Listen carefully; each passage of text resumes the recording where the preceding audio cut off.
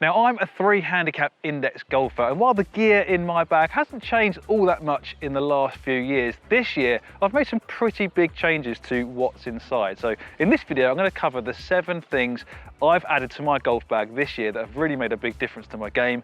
Yeah, we're really excited for this one, and if you do like the look of any of the products we've featured in this video, there are some handy links in the description where you can get hold of them for the best price in your area. So we're here at the beautiful Stoke Park Golf Club, and be sure to watch to the end because the last one will really surprise you. Right, so the first thing I've added to my golf bag this year is an Into the Wind golf ball. Now bear with me on this one. Obviously we know tour pros are, under the rules of golf, they have to use the same make and model of golf ball in most of the tournaments they play. We've seen in some major championships, they've got rid of that one ball rule. We saw Mickelson at the PGA Championship, I think it was a couple of years ago, use a couple of different makes and models of golf ball. But generally speaking, pros have to use the same ball. But us amateurs can actually use a different make or model of golf ball on any different hole. And that can be useful in certain situations. So as we talked about, hitting into the wind, it might be useful to use a lower flying, lower spinning golf ball. And that's something I've tried this year and it's had really good results for me. So I typically play the Titleist Pro V1X golf ball, which is the highest flying off the tee in the premium range. But into the wind, I've switched into the AVX golf ball, which is designed slightly differently. It's designed to be lower spinning and lower flying, which is a really useful tool to have if you are hitting into the wind. You don't want to lose a lot of distance. It's going to give you a stronger flight to get through that wind a little bit easier. So I've got a couple of balls teed up here. So this first one is a Pro V1X. It's going to hit a shot and hopefully you'll see how high this one flies, and then we'll see how the AVX compares. So this is the Pro V1X that I would normally play.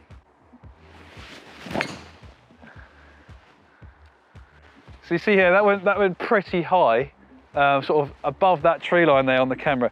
And now I'm going to hit one with the AVX golf ball, and you can hopefully see it's a significantly lower trajectory, which is very useful into the wind.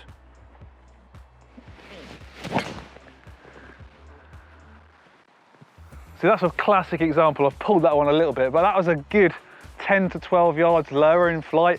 So if you're playing on a windy golf course, or it's just windy where you are, and you want to keep the flight down, take advantage of that, the fact that there's no one ball rule. You can use any different type of ball on any hole. It's going to really help you get further down the fairway when you're into the wind. Now, another thing I've added to my golf bag this year has become incredibly useful is a rain glove. Now, I've always been against the use of rain gloves, never used to like the feel of them on the club versus a traditional leather glove. But this year in particular in the UK, if you weren't playing golf in the rain, you weren't playing golf at all. So felt like I had to make the switch into a rain glove, and it's been actually very surprising how much control and how much I've enjoyed the experience of using a rain glove and how much control I've had of the golf club.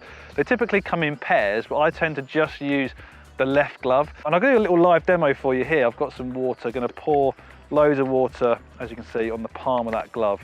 You see, I take a few swings, I still maintain complete control of the club. It's not slipping at all. And if you use a normal leather glove in the rain, it does get very slippy. And the other thing I like about a rain glove is it's super durable. So this will last an awful long time, probably a couple of years versus a traditional leather glove, which will last you a few months. So you're going to get a lot of use out of it. If you play all year round, it's going to come incredibly handy, and you haven't got a faff with sort of changing gloves during a rainy period. You can just stick this on, use it the whole while. And I've actually found that I've had it on during the rain, and when it stopped raining, I've continued to use it. It's very useful if the grips are still a bit wet, even if it's not raining. If there's a bit of moisture around, just having a rain glove is a really handy thing to have. And the next thing I've added to my golf bag this year are thicker grips. Now, this isn't necessarily a trend, but I've definitely seen lots of players out on tour, and I've been surprised by how thick their grips are. So Scotty Scheffler, for example, has 6 layers of double-sided tape on his grips.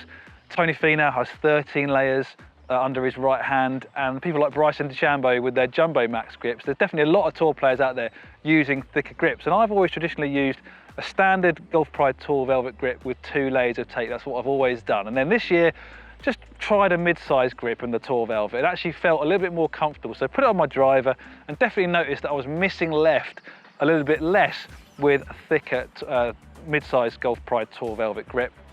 Just felt a bit more comfortable, and it's really changed my dispersion pattern. I feel like my dispersion is a little bit tighter making this change. It just feels a little more comfortable, and I've transferred that into my irons as well. So definitely reconsider the size of your grip. You probably find that most golfers would benefit from having a slightly thicker grip than what they use at the moment. Could definitely see your dispersion become a little bit tighter, a little bit more comfortable, and that should help your scores come down.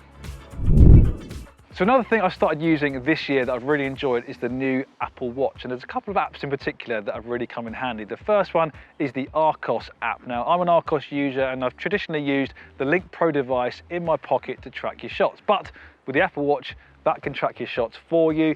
It also get your AI rangefinder distances on there, so it's super accurate and everything is all in one place. It's really easy to access and really handy. The other app I've really enjoyed using on the Apple Watch is Golf Shot. Now this is a multi-functional app, lots of different things you can use it for. It's got really good hole maps on there, so crystal clear hole maps on your watch.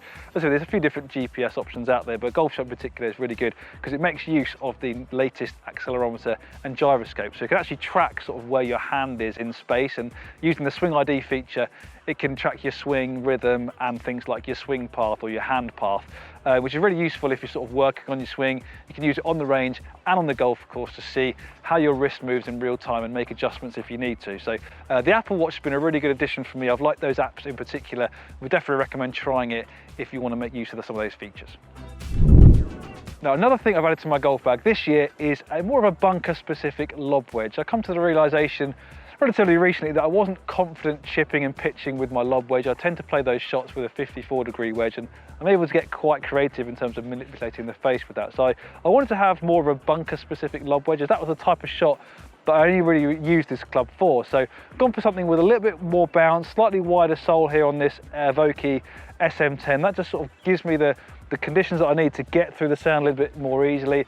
And my golf course in particular, they just added a load of sand to the bunkers. So there's a lot of sand there, needed a bit more bounce to get through that sand and make sure the leading edge isn't digging too much. So having a bunker specific lob wedge is, I think, something that a lot of golfers, especially high handicap golfers, should definitely consider switching to, because it's going to help you get out of the bunkers a little bit more easily. So on this particular shot, what I'm sort of able to do is just line up pretty square, open the face just a smidge, and let the sole and the bounce of the club do the work and get me out of the bunker, hopefully a little bit more successfully. Oh, hit a little bit too hard, but yeah, it's left me sort of 12 feet for the par. So you see that came out really nicely. You heard the thud there through the sand. So just have a think about adding more of a bunker specific lob wedge, if that's the only shots that you kind of tend to use it for, could really come in handy.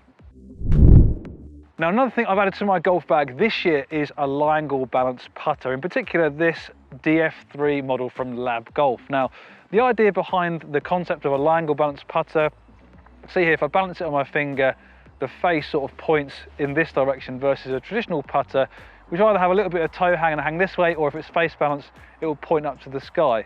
And this sort of means that the face doesn't want to naturally rotate away from square, which I totally get. Like, the concept makes a lot of sense to me.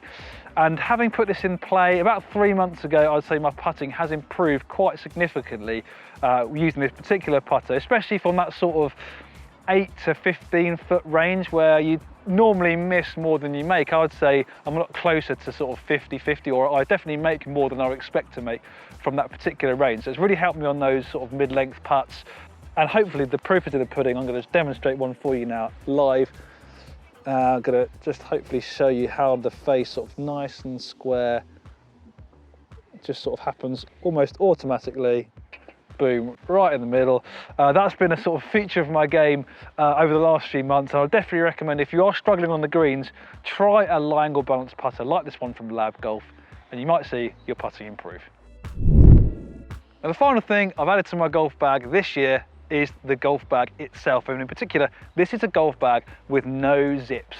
This is made by Minimal, and it's designed to have, as the name suggests, minimal impact on the environment, and it's made using recycled nylon constructed from abandoned fishing nets. So I'm doing my bit for the environment, and the founder of Minimal Golf discovered that the #1 reason that golf bags sort of went out of action, or people changed their golf bag or upgraded them, was because of broken zips. So they've sort of negated that fact by creating this golf bag with magnetic closures rather than zips, which should mean it lasts a little bit longer. And I've got to say, I've really enjoyed using this golf bag in particular. I think you'll agree, it looks fantastic. The magnetic closure system is really easy to access. I'd say it's a little bit easier than using a zip. They just sort of pop open and close. There's a decent amount of storage on there. You probably could say that I'd rather have a full length apparel pocket rather than two slightly smaller pockets on the side, but you know, I think it looks great. The magnetic closure systems work really well. The one thing I would say, they're not 100% waterproof, so if you are playing lots of golf in the rain, you're probably going to see a little bit of water seep in there occasionally. And I have tested this golf bag in the rain, and it did let a little bit through, but not as much as I was expecting. But so possibly not a bag to upgrade to if you do play golf all year round in lots of different conditions. But if you're more of a fair weather golfer and you want something that's going to stand out from the crowd, I'd recommend trying this minimal golf bag here with no zips.